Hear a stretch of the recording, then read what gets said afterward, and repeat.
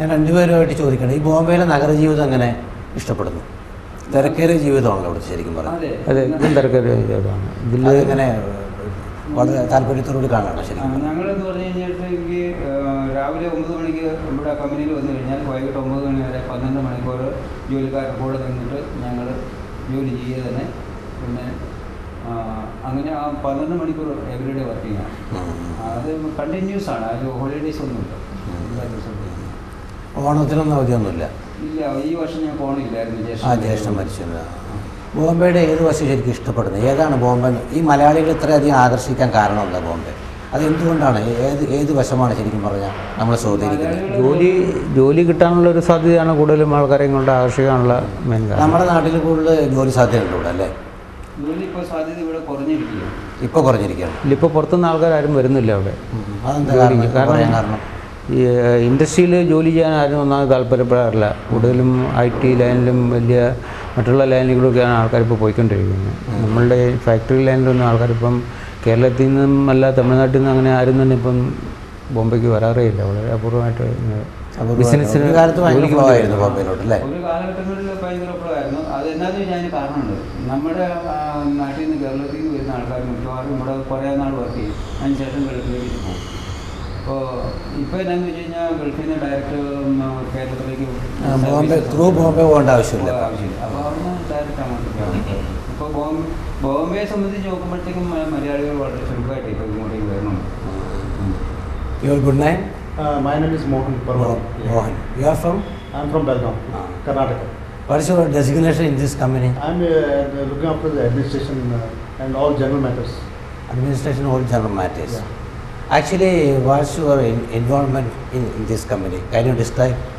Involvement in the sense, I am having actually basically an engineering background. See, this is an engineering concern. And Mr. Parmeshwaran, our managing director, his closest friend is one of my relatives.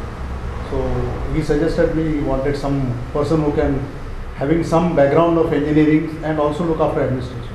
So our geometries, I mean this thing is a matching. So we are able to go on very smoothly. There is no problem. And another most important point of joining this concern is the way he at the young age he had lost his right hand. In spite of this, that is I thought there must be something very much plus point in him which I could learn. So I thought I should better join and see. And now I can see he's hardworking. His hardworking determination at that young age, and he is coming out in this, he's built an empire. See, he's a normal engineering graduate. Even if you have in MBA degree, you can't do this.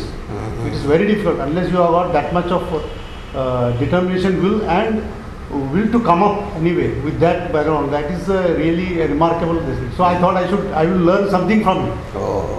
When you met this Parmeshwaran? About 3-4 years back. 3-4 years back. Okay, thank you very much, sir.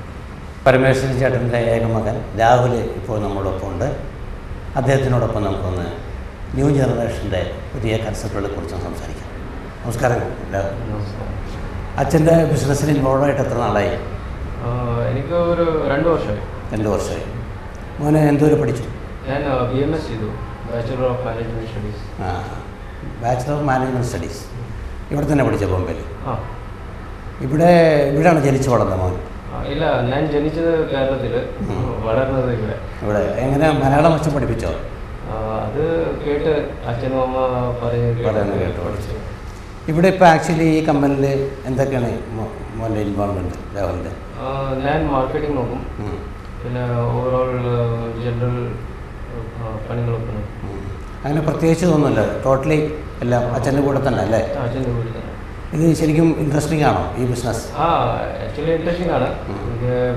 ഇതിന് ഫ്യൂച്ചറിലും scope ഉണ്ട്, diversify ചെയ്ത് കഴിഞ്ഞാൽ ഇനിയും scope ഉണ്ട്.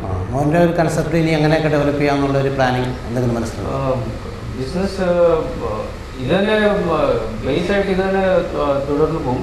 പിന്നെ ഇതിനായിട്ടുള്ള ancillary ആയിട്ട് എന്തെങ്കിലും തുടങ്ങാനാണ്. കണക്റ്റഡായിട്ടല്ലേ? അത് അച്ഛൻ പറഞ്ഞു ഇവിടെ ഇപ്പോഴത്തെ ഒരു ചില ബുദ്ധിമുട്ടുകളുണ്ട്, ഗവൺമെൻറ് ഭാഗത്തുനിന്നുള്ള ചില മറ്റേ ഇമ്പോർട്ട് ചെയ്യണ പ്രശ്നങ്ങളൊക്കെ പറഞ്ഞു. ടാക്സ് അല്ലേ, ടാക്സിൻ്റെ. ടാക്സേഷനും അപ്പോൾ ആ കാര്യങ്ങളൊക്കെ ശരിക്കും പറഞ്ഞ ബിസിനസ്സിനെ ബാധിക്കുന്നുണ്ടെന്ന് പറഞ്ഞു അദ്ദേഹം. അപ്പം മോനെ ന്യൂ ജനറേഷൻ, ഈ ന്യൂ ജനറേഷൻ എന്ന നിലയിൽ ഞാൻ ചോദിക്കേണ്ടത്, ഇപ്പോൾ കേരള വിഷൻ്റെ ബിസിനസ് സ്റ്റാർ എന്ന പരിപാടിയിലാണ് നമ്മൾ സംസാരിച്ചുകൊണ്ടിരിക്കുന്നത്. ഈ ന്യൂ ജനറേഷനിൽപ്പെട്ടൊരു വ്യക്തിയാണ് താങ്കൾ. താങ്കളുടെ കൺസെപ്റ്റിൽ ഇനി ഇപ്പോൾ ബോംബെ നഗരത്തിലുള്ള വ്യവസായങ്ങൾ, പുതിയതായിട്ട് വരുന്ന വ്യവസായങ്ങൾ അല്ലെങ്കിൽ ആരംഭിക്കാൻ താല്പര്യമുള്ള അവരോട് എന്താ ശരിക്കും പറയാനുള്ളത്? കാരണം നിങ്ങൾ ന്യൂ ജനറേഷനിൽപ്പെട്ട ഒരാളാണ് ശരിക്കും പറയും.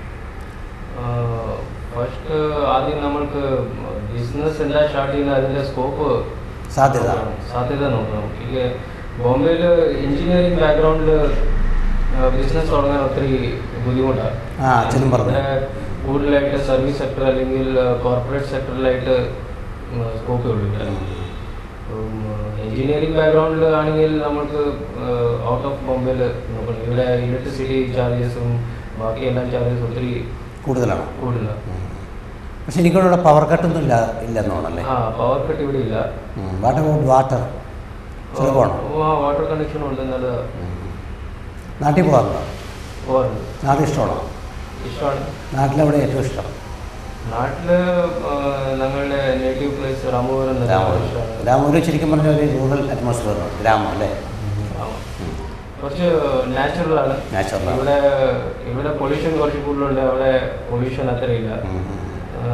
ഹെൽത്ത് വൈസ് നാട്ടിൽ പോയിട്ട് കുറച്ച് ദിവസം നിൽക്കുമ്പോൾ തിരിച്ച് ബോംബെയിലോട്ട് വരണമെന്ന് തോന്നാറുണ്ട്? തിരിച്ചു വരണം തോന്നാറുണ്ട്. ബിസിനസ് മൊത്തം ഇവിടെ തന്നെയാണ്. ഈ ബിസിനസ്സിനിടയിൽ ഇവിടെ കൂട്ടുകാരൊക്കെ ഉണ്ടോ? ഫ്രണ്ട്സ് ഉണ്ടോ?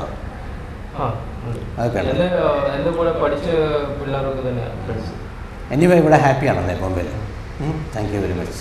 ഇനി പ്രേക്ഷകർക്കായിട്ടുള്ള ചോദ്യമാണ്. ചോദ്യം ഇതാണ്: കേരളത്തിൽ ആദ്യമായി ATM ആരംഭിച്ച ബാങ്ക് ഏതാണ്? ചോദ്യം ഒന്നുകൂടി: കേരളത്തിൽ ആദ്യമായി ATM ആരംഭിച്ച ബാങ്ക് ഏതാണ്? ഞങ്ങളെ വിളിക്കേണ്ട ഫോൺ നമ്പർ 0484-231-7782 അല്ലെങ്കിൽ 83.